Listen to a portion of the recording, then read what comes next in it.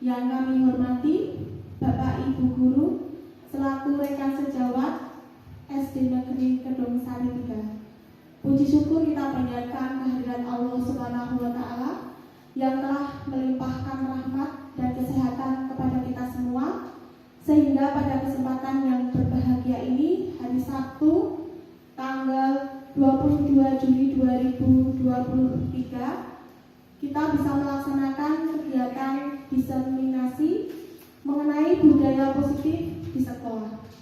Kami ucapkan terima kasih atas kehadiran Bapak Ibu semuanya yang telah meluangkan waktu dan berkenan untuk mengikuti kegiatan pada hari ini.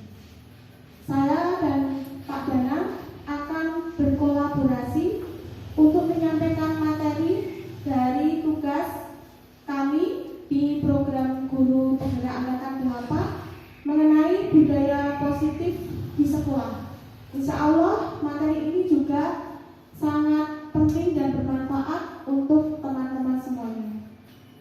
Untuk materi yang pertama akan disampaikan oleh Pak Dana, kemudian nanti akan saya sendiri yang akan melanjutkan. Monggo Pak Dana, waktu dan tempat kami persilakan.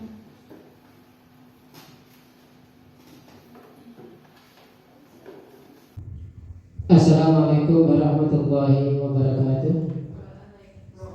Alhamdulillah wassalillah, pada siang hari ini kita bisa berkumpul di kelas 4 ini dalam rangka kita akan menyebarkan pemahaman dan penerapan pengalaman budaya positif di sekolah yang kami dapatkan kemarin di pendidikan guru penggerak angkatan 8 ini.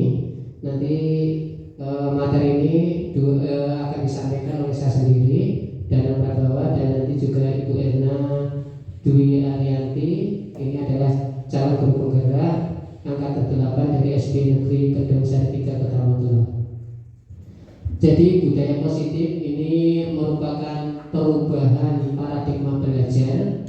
Nanti materi yang akan kita bahas di sini ada 8. Budaya positif ini berkaitan, yang pertama perubahan paradigma belajar, yang kedua disiplin positif, yang ketiga nilai-nilai kebajikan, yang keempat kebutuhan dasar manusia, yang kelima motivasi perilaku manusia, yang keenam posisi kontrol guru, materi yang ketujuh keyakinan kelas, dan yang kedelapan segitiga institusi. Nanti saya akan menyampaikan materi dari 1 sampai 4. Nanti Bu Erna akan menyampaikan materi dari 5 sampai ke 8, dan ini sangat berguna bagi kita dengan adanya implementasi kurikulum Merdeka. Jadi perubahan paradigma belajar, bahwasanya pembelajaran dengan paradigma baru itu merupakan pembelajaran yang berorientasi dan penguatan kompetensi dan pengembangan karakter yang sesuai dengan dimensi profil pelajar Pancasila. Nanti praktik pembelajaran ini harus berpusat pada siswa, jadi berpihak pada siswa. Sekarang ini yang kita utamakan ketika kita membuat visi misi pun ini harus berorientasi kepada siswa atau murid. Selanjutnya perubahan paradigma belajar ini, jadi yang dulu itu kita berorientasinya pada guru, siswa ini sebagai objek pembelajaran. Proses pembelajaran terjadi pada tempat dan waktu tertentu. Tujuan utamanya ini hanya menitik beratkan pada pencapaian materi pembelajaran. Tapi dengan adanya paradigma baru itu, bahwasanya pembelajaran itu harus berpusat pada siswa. Ini siswa sebagai subjek pembelajaran, bukan sebagai objek pembelajaran lagi. Lalu proses pembelajaran ini bisa terjadi di mana saja. Kita bisa memanfaatkan lingkungan sekitar. Kalau selama ini kita hanya terbatas di ruang-ruang kelas saja, tapi kita dengan paradigma baru ini kita bisa melibatkan siswa itu, kita bisa menggunakan lingkungan kelas ini sesuai dengan filosofi Ki Hajar Dewantara, yaitu sesuai dengan perkembangan zaman dan alam ya. Kalau perkembangan zaman itu sesuai dengan perkembangan yang terjadi saat ini, sesuai dengan kodrat alam. Ini adalah kita menggunakan lingkungan sekitar ini sebagai sumber pembelajaran. tujuan utamanya nanti pada pembentukan tingkah laku yang lebih luas. Tidak hanya memperoleh materi, tapi karakter itu juga harus dibina. Selanjutnya disiplin positif. Jadi disiplin ini berasal dari kata disiplina yang artinya belajar. Jadi disiplin ini mengacu pada disiplin diri yang memiliki tanggung jawab terhadap apa yang dilakukannya berdasarkan nilai-nilai yang diyakini. Disiplin positif ini adalah cara penerapan disiplin yang bertujuan untuk menumbuhkan kesadaran serta memberdayakan peserta didik tanpa imbalan penghargaan atau reward, ancaman atau hukuman. Ini tidak seperti itu, tapi nanti arahnya adalah menumbuhkan dari dalam diri atau motivasi intrinsik itu nanti akan lebih kuat pembentukan karakter terhadap siswa. Jadi disiplin positif ini sebagai pendidik ini tujuannya kita adalah menciptakan peserta didik yang memiliki disiplin diri sehingga mereka itu berperilaku mengacu pada nilai-nilai kebajikan universal dan memiliki motivasi intrinsik tadi yang sudah saya sampaikan di depan tadi dalam perilakunya itu ke arah yang lebih baik. Jadi timbul dari dalam kesadaran diri ini yang harus kita tanamkan, ya, itu motivasi intrinsik. Lalu nilai-nilai kebajikan apa? Ya, jadi nilai kebajikan itu adalah nilai yang disepakati bersama, lepas dari suku, bangsa, agama, bahasa maupun latar belakangnya. Jadi misalnya yang pertama kita profil pelajar Pancasila, ini yang kita munculkan ini kan beriman bertakwa kepada Tuhan Yang Maha Esa, berakhlak mulia, mandiri, bernalar kritis, berwawasan, ya, berkebinekaan global, gotong royong dan kreatif. Lalu ada juga dari Premier Youth Program, ya, dari PYP ini adalah toleransi, rasa hormat, ada integritas, mandiri, menghargai, antusias. Ini adalah juga nilai-nilai kebajikan. Ada juga tentang keterampilan hidup. Jadi ada sesuatu yang dapat dipercaya, lurus hati, pendengar yang aktif, tidak merendahkan orang lain. Nah, ini merupakan nilai-nilai kebajikan juga. Jadi memberikan yang terbaik dari dirinya. Selanjutnya yang saya sampaikan adalah kebutuhan dasar manusia. Jadi setiap manusia itu mempunyai kebutuhan dasar. Segala sesuatu yang kita lakukan ini untuk mendapatkan apa yang kita inginkan. Seluruh tindakan yang kita lakukan ini mesti memiliki tujuan tertentu. Jadi ketika kita melakukan suatu tindakan, ini sebenarnya kita sedang memenuhi kebutuhan kita. Dan semua usaha terbaik yang kita lakukan adalah dalam rangka agar kebutuhan dasar kita itu terpenuhi. Demikian juga nanti anak-anak ketika berperilaku yang tidak sesuai gitu ya dengan kaidah itu sebenarnya mereka juga sedang memenuhi kebutuhan dasar manusia. Lalu apa itu kebutuhan dasar manusia? Jadi kebutuhan dasar manusia itu ada 5 yang kita pelajari kemarin, yaitu kebutuhan untuk bertahan hidup. Ini adalah kebutuhan yang lebih ke fisiologi, ya, makan, pakaian, tempat tinggal, keamanan, kesehatan. Lalu yang selanjutnya nanti yang ke-2 sampai ke-5 itu ada secara psikologis atau ya ke arah ke batin gitu ya. Jadi ada rasa kasih sayang dan rasa diterima. Jadi dipedulikan, bisa berbagi, bekerja sama, menjadi bagian dari kelompok, itu termasuk kebutuhan dasar dari kasih sayang dan rasa diterima. Lalu ada kebutuhan dasar penguasaan.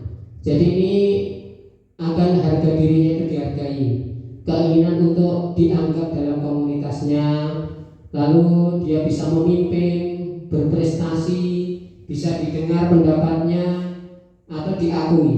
Nah, ini adalah kebutuhan akan penguasaan. Lalu kebutuhan yang keempat ini adalah kebebasan. Jadi setiap orang itu ya punya keinginan untuk bebas, yaitu dia bisa mandiri, memiliki pilihan, bisa mencoba hal yang baru dan mampu mengendalikan arah dirinya.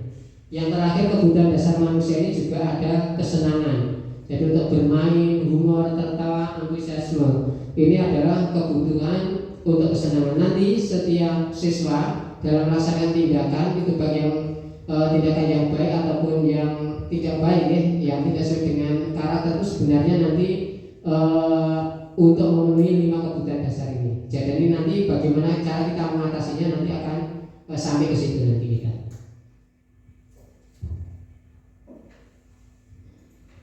Terus selanjutnya nanti ini akan disampaikan Bu Irna tentang motivasi perilaku manusia.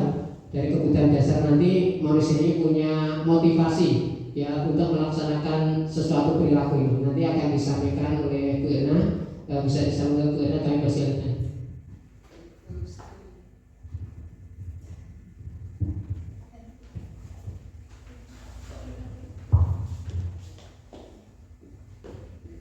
Terima kasih.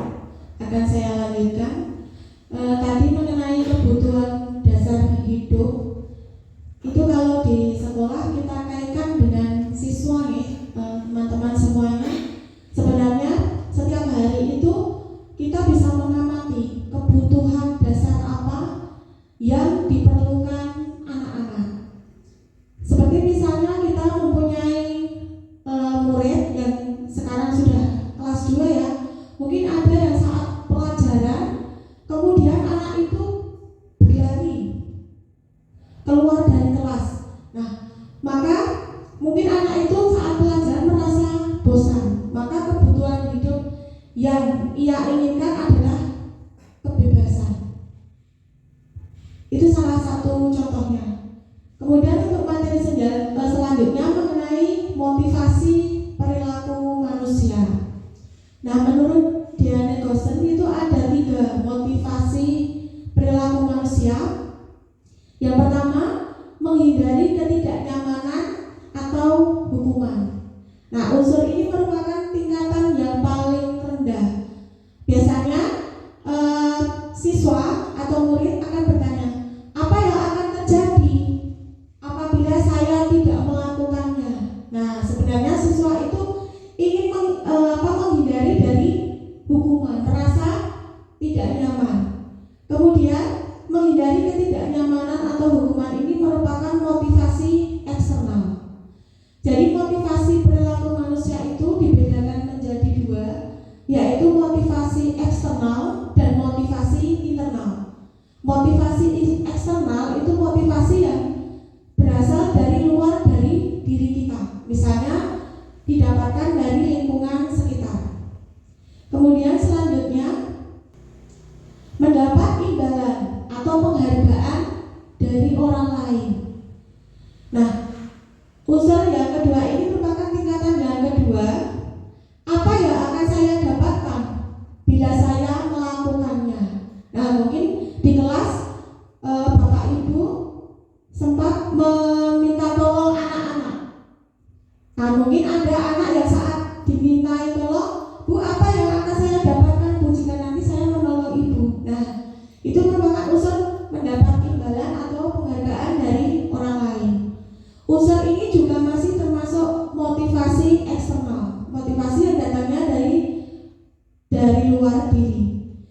Kemudian yang terakhir, menjadi orang yang mereka inginkan atau menghargai diri sendiri dengan nilai-nilai yang dipercaya.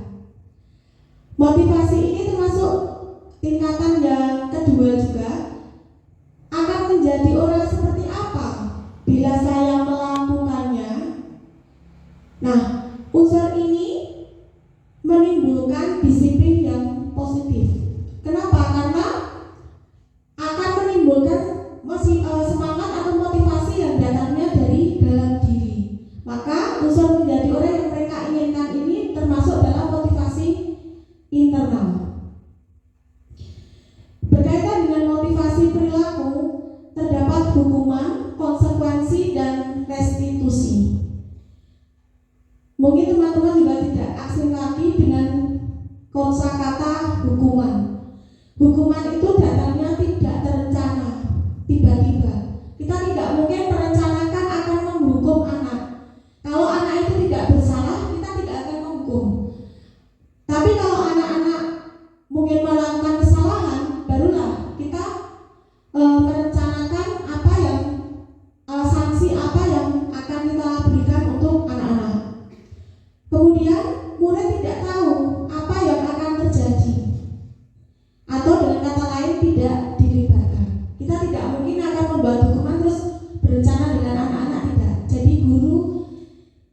sendiri yang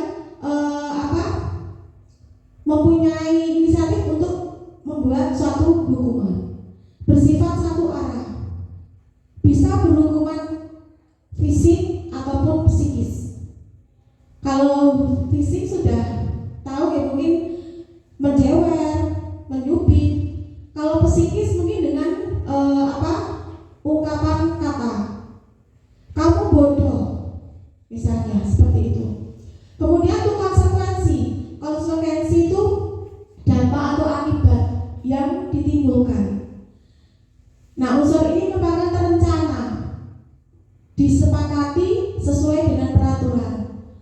Akan tetapi murid tetap dibuat tidak nyaman. Kemudian sikap guru selalu memonitor murid. Misalnya ada siswa yang terlambat datang ke sekolah. Mungkin kita tidak memberi hukuman, tapi kita memberi konsekuensi. Konsekuensinya apa? Seperti di sekolah kita sudah diterapkan bahwa anak yang terlambat sekolah akan mengisi di buku keterlambatan. Akibat dari timbulkan lagi anak-anak ketinggalan pelajaran. Kemudian hubungan anak dengan guru dan teman yang lainnya juga merasa tidak nyaman. Kemudian yang ketiga, restitusi. Nah, restitusi ini proses menciptakan kondisi bagi murid untuk memperbaiki kesalahannya. Kemudian proses kolaboratif yang mengajarkan murid untuk mencari solusi sendiri. Yang dimaksud proses kolaboratif ini nanti adanya kerjasama antara guru dan siswa. Jadi misalnya anak melakukan kesalahan, tidak kita biarkan langsung hanya meminta maaf atau kita berikan sanksi, tapi dalam restitusi kita juga mencari solusi pemecahan masalah agar anak bisa bertanggung jawab saat melakukan kesalahan tersebut. Kemudian contoh konsekuensi dan hukuman, misalnya seperti tadi siswa datang ke sekolah 10 menit setelah bel berbunyi. Untuk konsekuensinya tadi akan terlambat mengikuti pelajaran, merasa bersalah dan tidak nyaman dengan guru dan teman. Jika mendapat hukuman mungkin hormat pada bendera merah putih. Kemudian 5 posisi kontrol guru. Nah, ini teman-teman, tanpa kita sadari, kita setiap hari menerapkan 5 posisi kontrol. Ini nanti teman-teman bisa merefleksi sendiri, saya ada di posisi kontrol yang mana. Yang pertama, posisi kontrol guru sebagai penghukum. Hukuman bisa berbentuk verbal dan bisa tertulis. Tertulis mungkin anak disuruh menyalin PR misalnya 5 kali.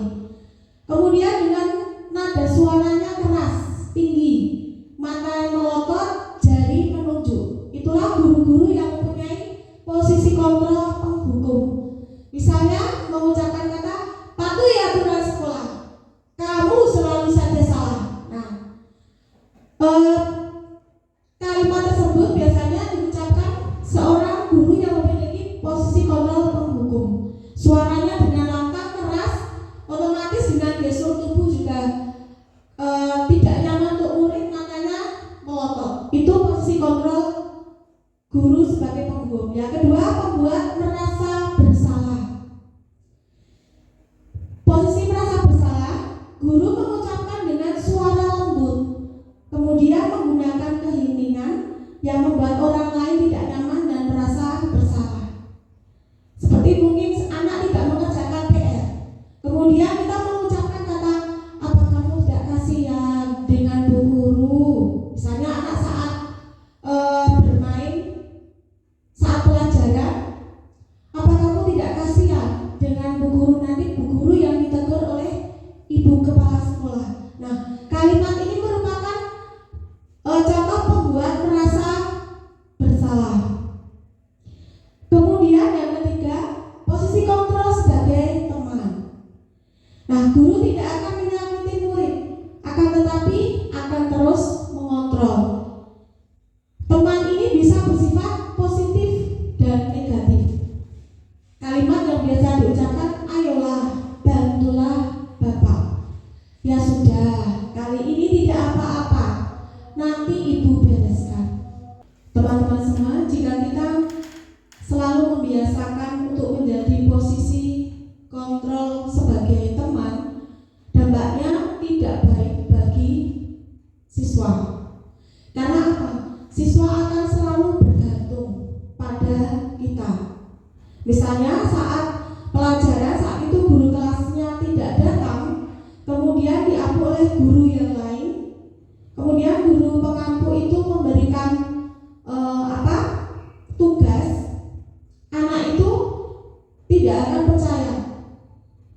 Oh Bu Guru, misalnya Bu Oka mengajarinya tidak seperti ini Bu. Jadi tidak ada rasa kepercayaan dengan guru yang lain. Kemudian di saat kita tidak bisa membantu siswa, maka siswa akan menjadi marah, mungkin benci dengan guru, kemudian tidak ada rasa kepercayaan dengan guru. Maka sebaiknya posisi sebagai teman tidak terlalu sering kita gunakan. Kemudian yang keempat, posisi sebagai pemantau. Posisi sebagai pemantau ini, guru mengawasi, kemudian bertanggung jawab kepada murid, mengandalkan perhitungan, catatan, data yang dapat digunakan sebagai bukti.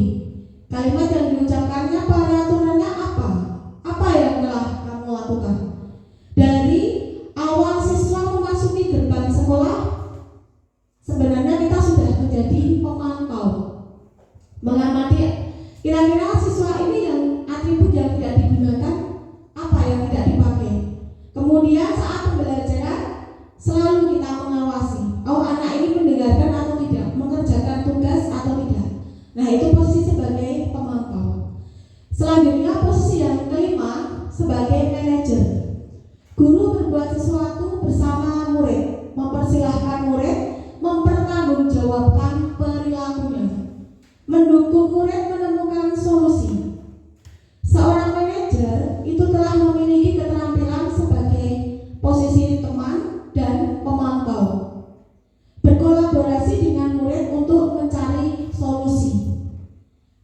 Nah, kalimat yang diucapkan, apa yang kita yakini? Apa kamu meyakininya? Jika kamu meyakininya, apakah kamu bersedia memperbaikinya? Nah, kita sebagai guru diharapkan selalu memposisikan diri sebagai manajer. Mungkin yang masih membiasakan posisi sebagai penghukum, sekarang mulai dihilangkan. Kita posisi dirikan kita sebagai manajer. Kemudian selanjutnya mengenai, nah ini keyakinan kelas. Keyakinan kelas itu sesuatu yang diyakini bersama, yang berasal dari pernyataan pikiran untuk menjadi nilai-nilai kebaikan untuk diturunkan di kelas-kelas. Berupa pernyataan universal. Kemudian keyakinan kelas ini bersifat abstrak, dibuat dalam bentuk kalimat positif. Kemudian mengenai pembuatan keyakinan kelas, sama tadi sudah saya sebutkan. Kalau bisa keyakinan kelas tidak usah dibuat terlalu banyak, sedikit saja agar siswa bisa mengingat sesuai dengan kondisi kelas dan sekolah sehingga mudah diterapkan. Semua warga kelas atau sekolah dilibatkan untuk membuat keyakinan kelas. Yang dimaksud di sini adalah guru dan siswa. Ini dokumentasi pembuatan keyakinan kelas yang kemarin sudah kami buat di kelas. Jadi bedanya keyakinan kelas dengan peraturan kelas. Kalau peraturan kelas, anak mendaftar di sekolah kita sudah ada peraturan yang dibuat oleh Bapak Ibu guru. Akan tetapi kalau keyakinan kelas merupakan kesepakatan yang akan diyakini dan dijalankan oleh anak-anak yang dibuat antara guru dan siswa. Jadi siswa dilibatkan. Kemudian, nah, mengenai keyakinan kelas tadi berkaitan dengan segitiga restitusi. Apabila anak-anak melanggar dari keyakinan kelas yang sudah dibuat, maka langkah untuk menyelesaikan masalah agar siswa kita bantu untuk mencari solusi atau mengatasi masalah dengan menggunakan segitiga restitusi. Ada 3 poin, yaitu menstabilkan identitas, kemudian validasi tindakan yang salah, kemudian menanyakan keyakinan.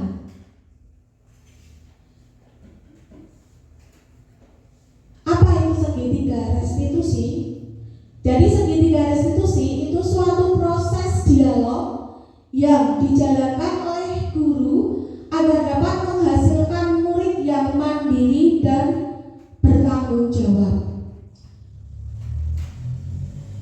Poin yang pertama tadi, menstabilkan identitas.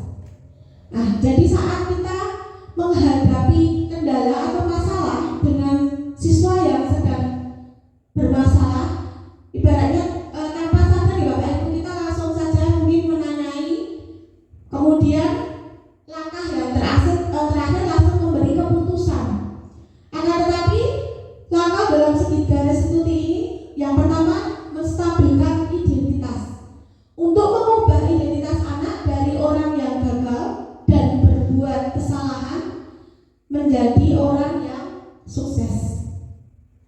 Biasanya kita menanyai dulu, misalnya tadi Bu Erna dengar kamu bertengkar di kelas. Pasti anak akan menjawab alasannya. Kalau anak-anak sudah menjawab alasannya apa bertengkar, kita bisa menyampaikan kalimat seperti ini.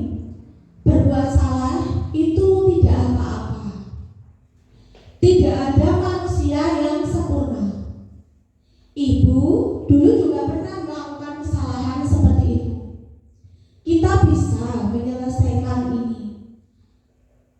Bapak atau ibu tidak tertarik mencari siapa yang salah, tapi Bapak atau ibu ingin mencari solusi dari permasalahan ini. Kamu berhak merasa begitu. Apakah kamu sedang menjadi teman yang baik untuk dirimu sendiri? Nah, teman-teman, saat kita sedang menghadapi siswa yang bermasalah, sebaiknya kalimat yang kita gunakan seperti ini. Misalnya anak sudah menyampaikan apa alasannya bertengkar tadi, nah kita biasanya sudah langsung, kamu yang salah, kamu yang itu sebenarnya keliru. Apa yang kita lakukan selama ini ternyata masih keliru. Kemudian unsur yang kedua, validasi tindakan yang salah. Mengenali tujuan dari setiap tindakan. Kalimat yang bisa diucapkan yaitu, padahal kamu bisa melakukan yang lebih buruk dari ini ya. Kamu pasti punya alasan mengapa melakukan hal itu. Kamu patut bangga pada dirimu sendiri karena kamu telah melindungi sesuatu yang penting buatmu. Kamu boleh mempertahankan sikap itu, tapi kamu harus menambahkan sikap yang baru. Jadi tadi setelah kita mendengar alasan anak-anak, nah kita tidak langsung memberikan kalimat yang negatif, tapi tetap kita harus memberikan kalimat yang positif. Kemudian unsur yang terakhir, menanyakan keyakinan. Jadi ini dikaitkan dengan keyakinan kelas yang sudah dibuat. Ketika angka 1 dan 2 tercapai, maka anak akan siap dihubungkan dengan nilai-nilai yang sudah dipercaya, berpindah menjadi orang yang diinginkan. Pada unsur menanyakan keyakinan ini, kita mengingatkan kembali kesepakatan atau keyakinan yang sudah kita buat saat anak melakukan pelanggaran tadi. Kalimat yang bisa digunakan, apa yang kita percaya sebagai kelas atau keluarga? Apa nilai-nilai umum yang telah kita sepakati? Apa bayangan kita tentang kelas yang ideal? Kamu mau jadi orang yang seperti apa? Nah, mengenai keyakinan kelas tadi Bapak Ibu, saya tambahi sedikit. Untuk keyakinan kelas yang saya maksud tadi mengenai kalimat positif, saat membuat keyakinan kelas, jangan menggunakan kata tidak atau dilarang. Jadi keyakinan kelas itu awalnya dari peraturan kelas. Misalnya, kita membuat peraturan dilarang atau jangan membuang sampah sembarangan. Untuk keyakinan kelas, kata dilarang dan jangan tidak boleh digunakan. Kita ubah menjadi kalimat yang positif. Membuang sampah pada tempatnya. Kemudian boleh jaga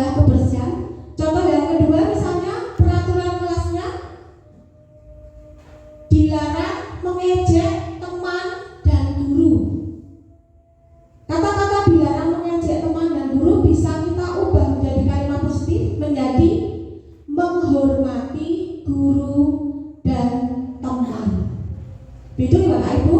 Nah, mungkin teman-teman yang belum membuat keyakinan kelas, besok bisa dipraktekkan dengan putra-putri yang ada di kelas, dilibatkan. Jadi saat buat keyakinan kelas bukan kita sendiri yang menentukan, akan tetapi anak-anak harus dilibatkan. Nah, ini contoh penerapan segitiga restitusi yang kemarin kami praktekkan.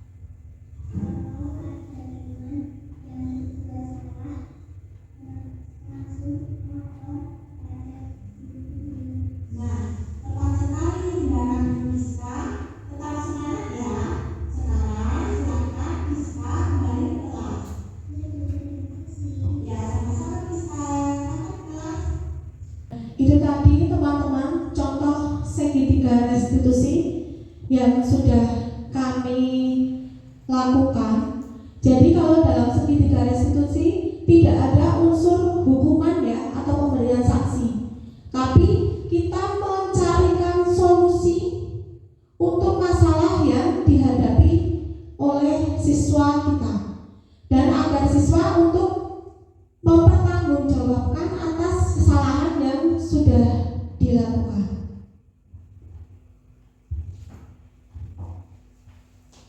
Pentingnya membangun budaya positif di sekolah ini sesuai dengan filosofi pendidikan dari Ki Hajar Dewantara, yaitu pendidikan yang berpihak pada murid. Seorang pemimpin harus bisa menggerakkan dan memotivasi warga sekolah agar memiliki, meyakini, dan menerapkan visi atau nilai-nilai kebajikan yang telah disepakati, sehingga tercipta budaya positif yang berpihak pada murid. Jadi yang diinginkan oleh Ki Hajar Dewantara, pendidikan harus berpihak pada murid, bukan pendidikan yang berpihak pada guru. Kita harus bisa merubah mindset kita, pola pikir, dan cara kita dalam melaksanakan kegiatan pembelajaran di kelas. Kalau dahulu siswa hanya D3, duduk, diam, dan dengar, maka mulai sekarang harus kita pelan-pelan kita rubah dan hilangkan. Di kelas, muridlah yang mempunyai kuasa ya, kita tinggal memfasilitasi. Murid kita pacu, kita arahkan untuk bisa berkreasi dan kreatif. Ngeten ya, diseminasi dari saya dan Pak Danang. Mungkin teman-teman ada yang ingin bertanya atau mungkin akan memberikan pendapat, kami persilahkan. Bu Murni, ada yang ingin ditanyakan? Bu Oka, Ibu, Bu Mitri, mungkin ada yang ingin disampaikan, Ibu?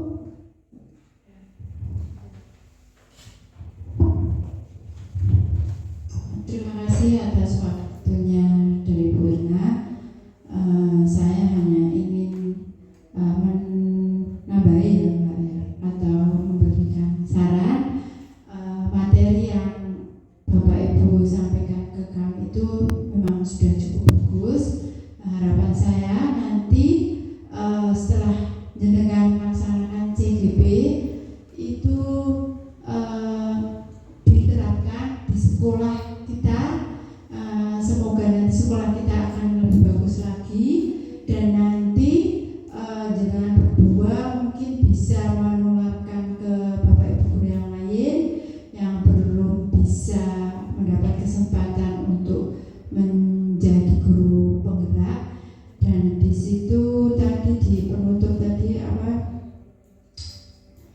dari Geser Dewantara itu tadi, pendidikan berpihak pada murid. Seorang pemimpin harus bisa menggerakkan dan memotivasi warga. Sekolah akan memiliki, meyakini dan menerapkan visi atau nilai-nilai kebijakan yang disepakati sehingga tercipta budaya positif yang berpihak pada murid. Di sini sudah ada beberapa kegiatan yang sudah kita terapkan, tinggal mungkin dari Bapak Ibu guru kayaknya juga yang sudah kita terapkan itu sesuai dengan visi misi. Seperti tadi mungkin kegiatan gelis suci itu kegiatan yang berpihak pada siswa, dan kayaknya masih kita semua warga sekolah itu masih kurang memiliki dan meyakini kalau sebenarnya kegiatan itu berpihak pada siswa. Dan harapan saya untuk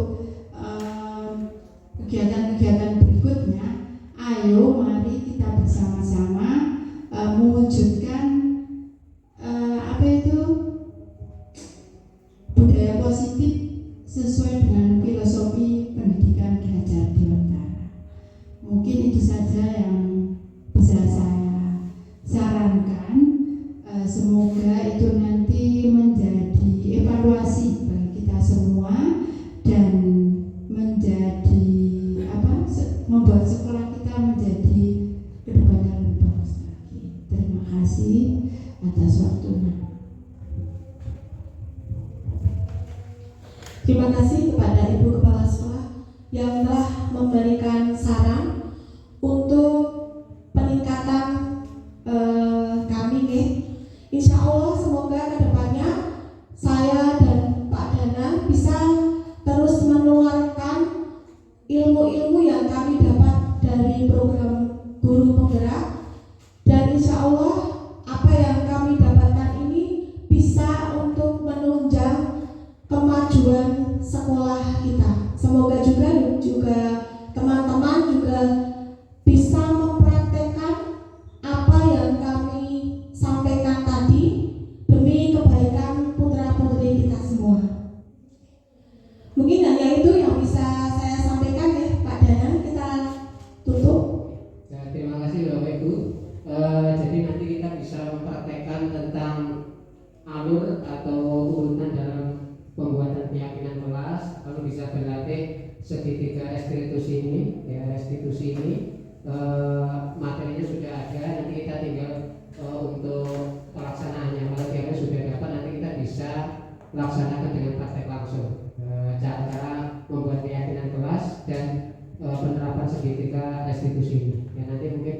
kesempatan bisa kita adakan lagi. Demikian dari saya. Ya, terima kasih kepada Ibu Kepala Sekolah dan rekan-rekan semua yang telah berkenan mendengarkan penyampaian materi dari saya dan Pak Dadan. Ada kurang lebihnya, kami mohon maaf yang sebesar-besarnya. Wassalamualaikum warahmatullahi wabarakatuh.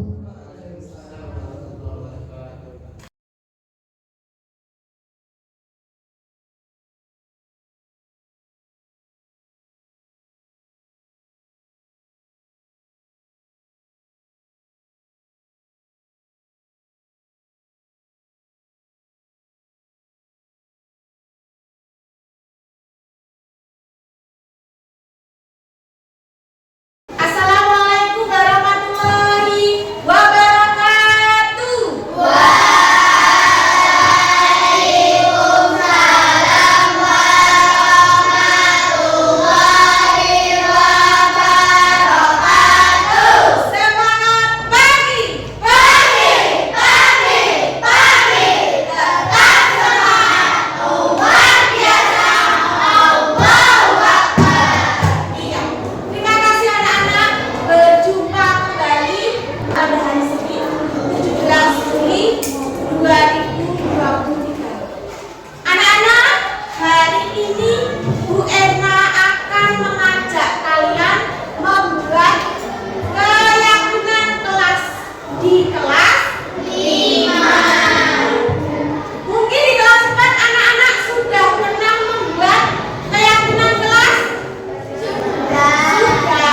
Tadi Bu Erna akan memberikan sedikit penjelasan ya mengenai keyakinan kelas. Coba keyakinan kelas yang ada di kelas 4 kemarin sudah benar atau belum? Silakan simak baik-baik penjelasan dari Bu Erna.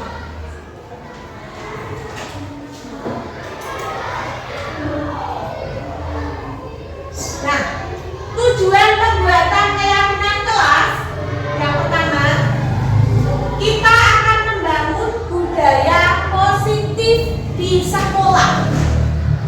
Keyakinan kelas atau kesepakatan kelas itu merupakan salah satu contoh dari budaya positif. Ya. Kemudian mewujudkan tujuan kelas yang mandiri. Jadi nanti tanpa Bapak Ibu guru di kelas, anak-anak bisa melaksanakan tugas atau kewajiban anak-anak sendiri ya, tanpa bergantung pada Bapak Ibu guru. Dan apa yang kalian laksanakan di kelas ini tidak melanggar dari keyakinan kelas atau tidak mengarah ke hal-hal yang negatif. Tujuan yang ketiga, menunjang pendidikan yang berorientasi pada profil pelajar Pancasila. Masih ingat nilai profil pelajar Pancasila apa saja?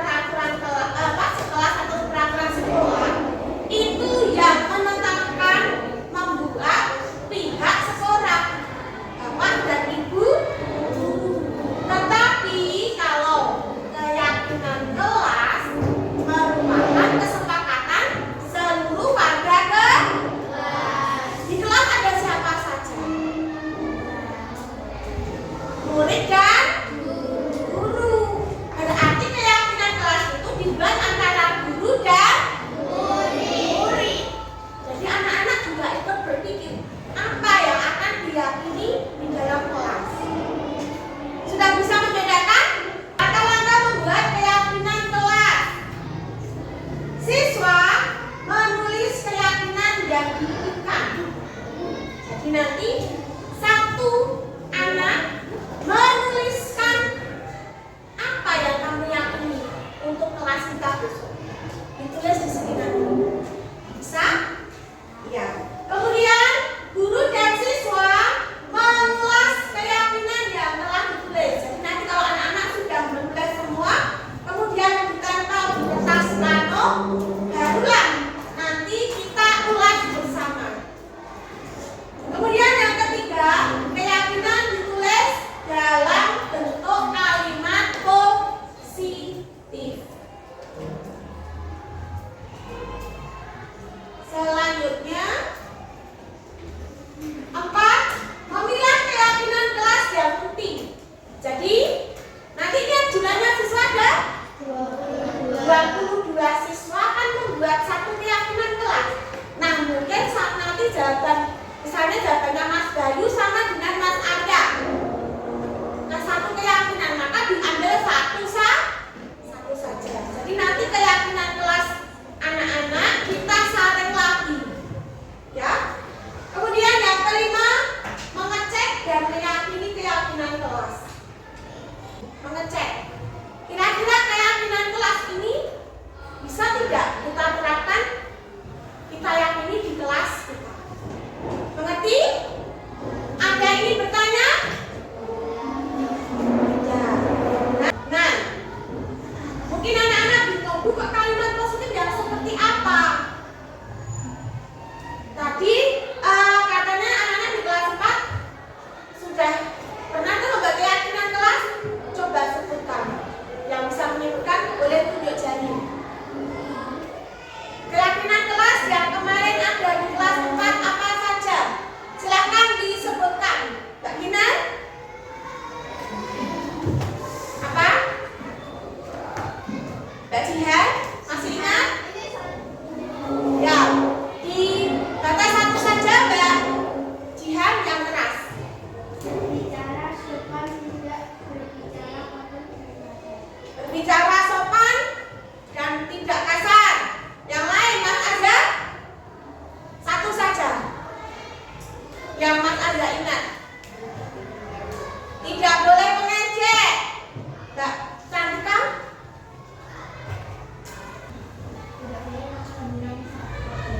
Tidak boleh makan dan minum saat pelajaran. Sekarang ada tadi yang berbicara sopan dan tidak kasar. Tidak boleh mengejek. Tidak boleh makan dan minum saat pelajaran. Nah, sekarang kita lihat keyakinan kelas yang dibuat di kelas 4 kemarin sudah sesuai atau belum. Ingat tahapan tadi yang Bu Ena jelaskan. Nomor 3, keyakinan ditulis dalam bentuk kalimat positif.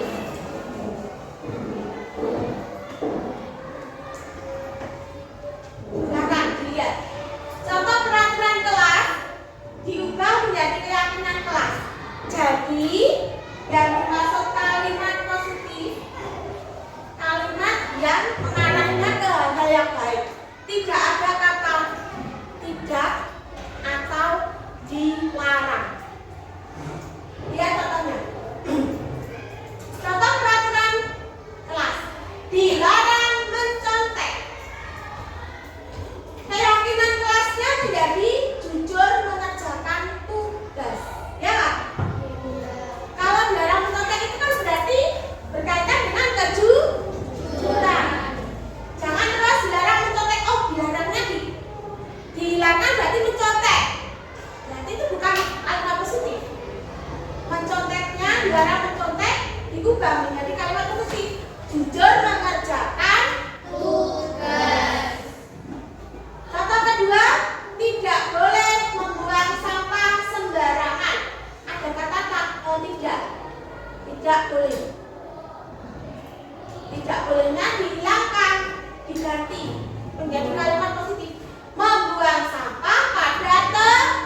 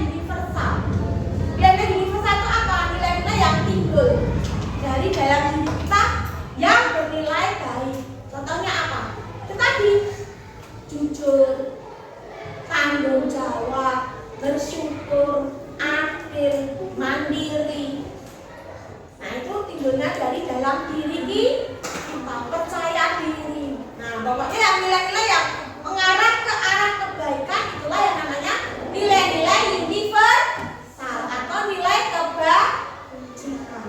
Nah, demikian penjelasan sekilas ya dari Bu Ena mengenai keyakinan kelas.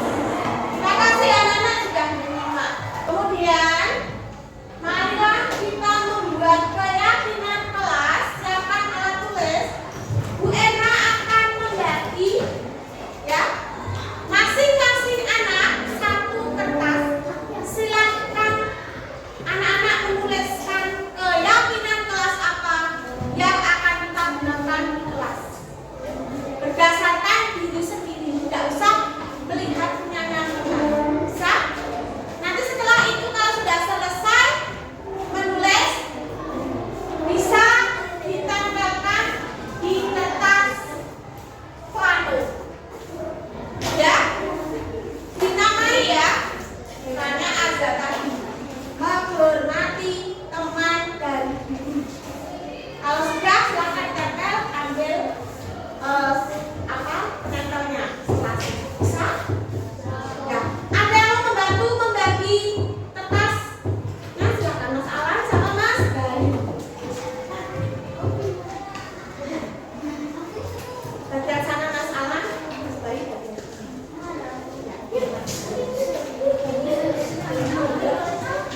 satu saja. Yang sudah dapat kertas boleh dituliskan keyakinan kelas anak-anak.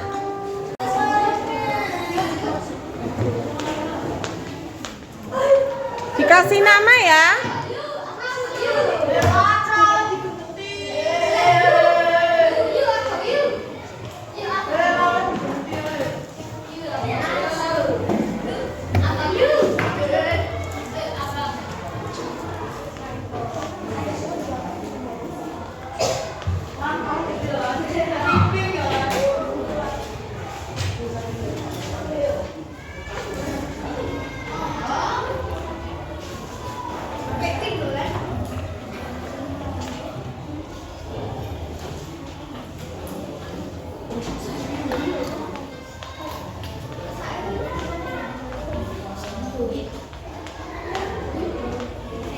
Yang sudah selesai menulis keyakinan kelas boleh ditempel di kertas plano yang sudah Bu Erna sediakan.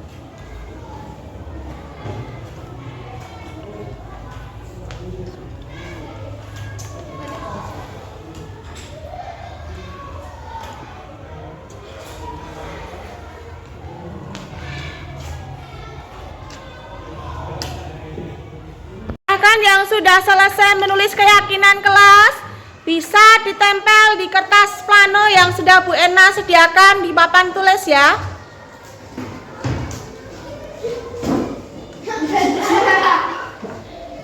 Boleh di atas, boleh di bawah.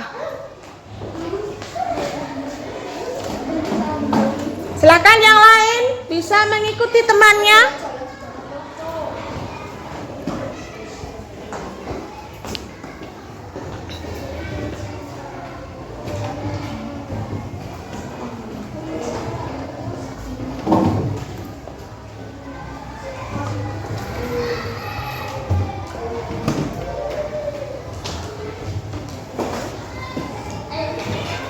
Ya, silakan ditempel, Mas.